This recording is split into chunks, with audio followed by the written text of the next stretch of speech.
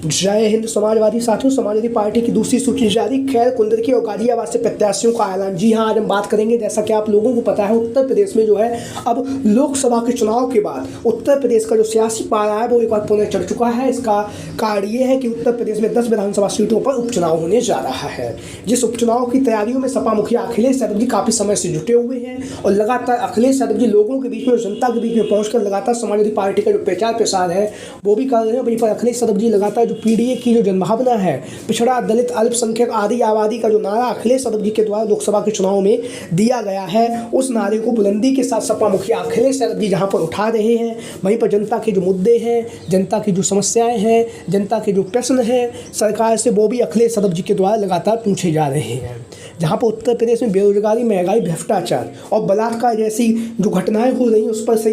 उस पर सपा मुखिया अखिलेश यादव लगातार धुआंधार तरीके से सरकार पर प्रश्न पूछ रहे हैं और सरकार को कहीं ना कहीं कटघरे में खड़ा कर रहे हैं। चाहे बहराइच की घटना हो या कानपुर में आप सभी लोगों ने देखा होगा किस तरह से एक महिला कांस्टेबल के साथ करवा चौथ पे वो अपने घर जा रही थी, उसके साथ जो है बलात्कार किया गया। तो इन सभी मुद्दों को अखिलेश यादव जी बखूबी से समझ रहे हैं और समझने के साथ लगातार जनता के जो मुद्दे हैं उन मुद्दों को लेकर सरकार से जो प्रश्न है वो सपा मुखिया अखिलेश यादव जी के द्वारा पूछा जा रहा है। जहाँ पर अखिलेश यादव जी सरकार से प्रश्न पूछ रहे हैं, वहीं पर उत्तर प्रदेश के विधानसभा को उपचुनाव के लिए अखिलेश यादव जी के द्वारा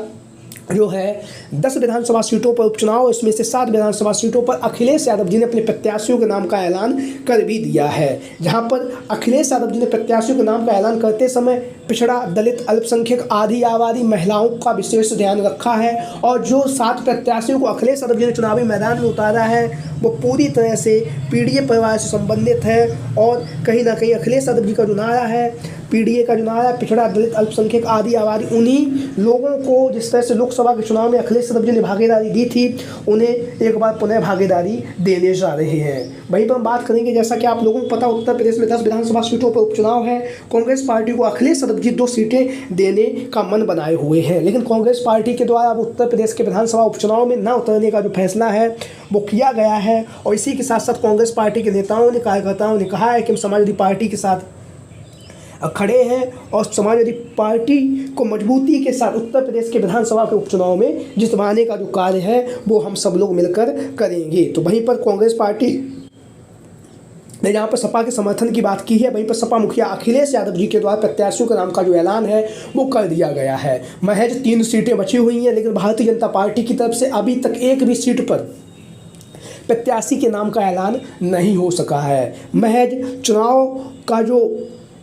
मतदान में महज 15 से 20 दिन शेष है, लेकिन अभी तक भारतीय जनता पार्टी के द्वारा प्रत्याशियों के नाम का जो ऐलान है वो नहीं हो सका है। आप लोगों को पता है 13 नवंबर को उत्तर प्रदेश में 9 विधानसभा सीटों पर जो उपचुनाव है वहाँ पर वोटिंग की जाएगी, लेकिन भारतीय जनता पार्टी के द्वारा अभी तक प्रत्याशियों के नाम का ऐलान नहीं हो सका। लेकिन अखिलेश यादव जी के द्वारा 7 विधानसभा सीटों पर प्रत्याशियों के नाम का ऐलान हो चुका है। 3 सीटें बची हुई हैं, खैर, गाजियाबाद और कुंदरकी। तो हम शुरुआत करेंगे कुंदरकी की विधानसभा सीट से। कुंदरकी की विधानसभा सीट से, जैसा कि आप लोगों को पता है, मुस्लिम बहुल ये सीट है और मुस्लिम बहुल सीट होने के साथ ही साथ आप सभी लोगों को पता है मुस्लिम समाज में जो है मोहम्मद आजम खान साहब का जो अपना एक रसूख है वो अलग है और मोहम्मद आजम खान की अपनी एक अलग पहचान है। तो कहीं ना कहीं कुंदरकी की जो विधानसभा सीट है जहाँ पर 63% जो वोटर्स हैं वो मुस्लिम समाज के हैं, तो इस सीट से सपा प्रत्याशी के तौर पर जो है मोहम्मद आजम खान साहब की जो पुत्र वधू है सिद्रा अदीब का नाम लगातार सुर्खियों में बना हुआ है। जहाँ पर सिद्रा अदीब लगातार इनके नाम की चर्चाएं हो रही। वहीं पर आप लोगों को पता होगा रामपुर में जब लोकसभा का चुनाव था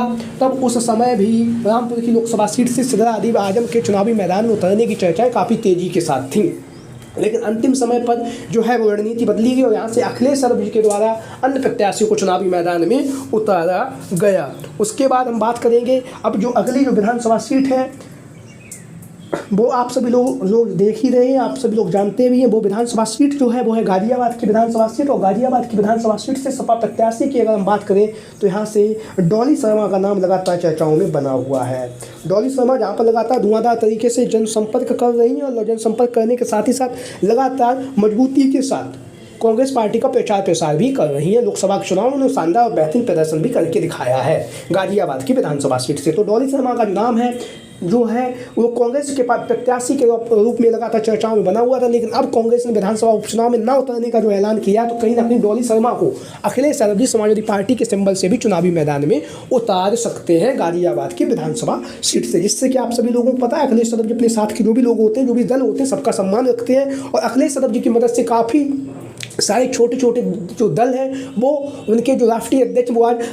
सरकार में कैबिनेट मंत्री बने हुए हैं, चाहे संजय निषाद हो, चाहे ओम प्रकाश राजभर हो, चाहे फिर जयंत चौधरी भी हों। तो आप लोगों को पता तो अखिलेश यादव जी जो है गाजियाबाद की विधानसभा सीट से कांग्रेस पार्टी की जो महिला नेत्री है, पूर्व लोकसभा प्रत्याशी भी रह चुकी हैं, डॉली शर्मा को चुनावी मैदान में उतार सकते हैं। इस तरह की जो चर्चाएं हैं, जो खबरें हैं, वो लगातार उत्तर प्रदेश की राजनीति में, सियासत में बनी हुई हैं। वहीं पर डॉली शर्मा के द्वारा लगातार धुआंधार तरीके से जो चुनाव प्रचार है वो भी किया जा रहा है, बहुत ही मजबूती के साथ जो है वो प्रचार प्रसार भी कर रही हैं। वहीं पर बात करेंगे जो अगली जो विधानसभा सीट है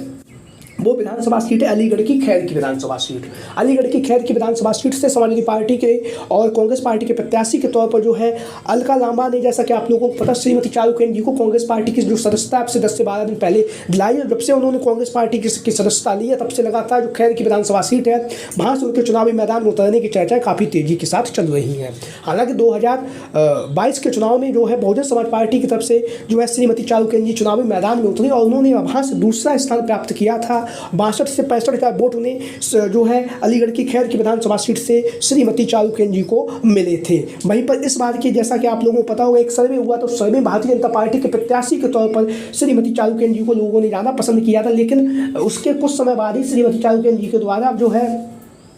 कांग्रेस पार्टी की सदस्यता ले ली गई और कांग्रेस पार्टी की सदस्यता लेने के साथ ही साथ आप लोगों को पता है खैर की विधानसभा सीट जो है वहाँ से अखिलेश यादव जी श्रीमती चारुकेन को चुनावी मैदान में उतार सकते हैं, क्योंकि अखिलेश यादव जी के द्वारा पहले भी कहा गया हम उसी प्रत्याशी को चुनावी मैदान में उतारेंगे जो भारतीय जनता पार्टी के प्रत्याशी को चुनावी मैदान में हरा सके। तो उसमें कहीं ना कहीं श्रीमती चारुकेन जी सक्षम भी है, क्योंकि 2022 के विधानसभा के चुनाव में उन्होंने वहाँ से दूसरा स्थान प्राप्त किया था। तो श्रीमती चारुकेन जी के नाम की चर्चाएं काफ़ी तेजी के साथ चल रही। वहीं पर समाजवादी पार्टी के प्रत्याशी के तौर पर अगर हम बात करें तो यहाँ से जो है श्रीमती कृष्णा देवी सिंह के नाम की भी चर्चाएं काफ़ी तेजी के साथ चल रही। पूर्व में चेयरमैन रह चुकी हैं, लगातार वो भी अपना जो चुनाव प्रचार है वो कर रही हैं। तो वहीं पर आप लोगों की क्या राय है इन तीनों विधानसभा सीटों से? जिस तरह से हमने आप लोगों को संभावित प्रत्याशियों के नामों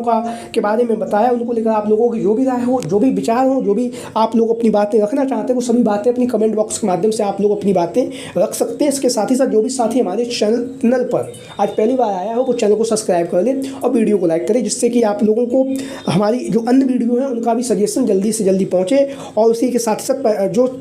साथी वीडियो को अंत तक देख लिया उसके लिए आप सभी का बहुत बहुत धन्यवाद एवं आभार। Thank you for watching this video. जय हिंद, जय भारत, जय समाजवाद, जय अखिलेश। मिशन 2024 उत्तर प्रदेश की 10 विधानसभा सीटों के उपचुनाव में समाजवादी पार्टी, कांग्रेस पार्टी कितनी सीटें जीतने जा रही, कमेंट बॉक्स में बताएं।